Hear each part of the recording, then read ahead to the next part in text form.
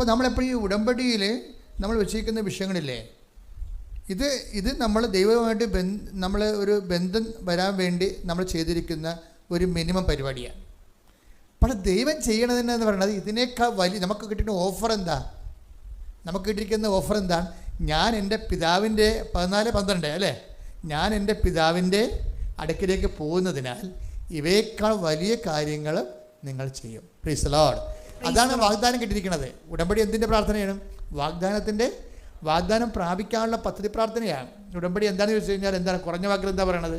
ഉടമ്പടി വാഗ്ദാനം പ്രാപിക്കാനുള്ള പദ്ധതി പ്രാർത്ഥനയാണ്. അതായത് ഉടമ്പടിയുടെ വിഷയം പ്രാർത്ഥനയാണ്, പക്ഷേ അതിൻ്റെ പ്രശ്നം എന്താണ്?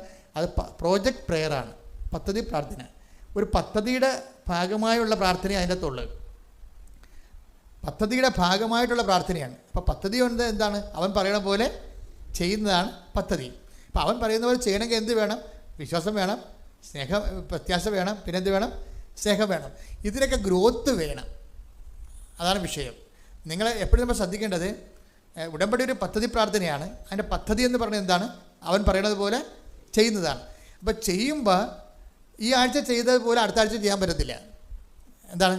ഒരു ഗ്രോത്ത് വേണം അവിടെ. എങ്ങനെയാണ്? എന്തൊരു ഗ്രോത്ത് വേണം? ചെയ്യുന്ന ചെയ്വനയിൽ വിശ്വാസത്തിൽ ഗ്രോത്ത് വളർച്ച വേണം. പിന്നെന്ത് വേണം? പ്രത്യാശയിൽ വളർച്ച വേണം. പിന്നെന്ത് വേണം?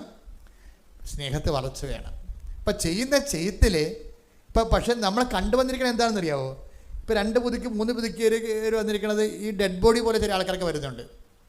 3 പുതുക്കിയിട്ടുണ്ട്, പക്ഷേ മുമ്പുണ്ടായിരുന്ന ജീവൻ പോലെ ഇപ്പം ഇല്ല. അച്ഛനെ കാണാൻ വരുന്ന പുതുക്കിയ ആൾക്കാർ വരുമ്പോൾ നിങ്ങൾ വളരെ ശ്രദ്ധിക്കണം. എന്താ പ്രശ്നം വെച്ച് കഴിഞ്ഞാൽ, നിങ്ങൾ പുതുക്കണ എന്തിലാണ്? സ്നേഹത്തിലാണ് പുതുക്കണത്, വിശ്വാസത്തിലാണ് പുതുക്കണത്, പ്രത്യാശയിലാണ് പുതുക്കണത്. അതനുസരിച്ച് ഒരു ഗ്രോത്ത് വന്നിരിക്കണം ശരിക്കും. ഇപ്പോൾ ഈ റിനിയുടെ സാക്ഷ്യം കേട്ട് കഴിഞ്ഞാൽ നമ്മൾ കണ്ണ് നിറഞ്ഞു പോകും. അവിടെ പറയണത്, എനിക്ക് ഈ വചനം കേൾക്കണമെന്ന് പറയുമ്പോഴേ ഒന്ന് നോക്കണേ. ഫസ്റ്റ് ടൈം ഉടമ്പടി വന്ന ആൾക്കാരാണ് പറയണത്. എന്താ പറയുക?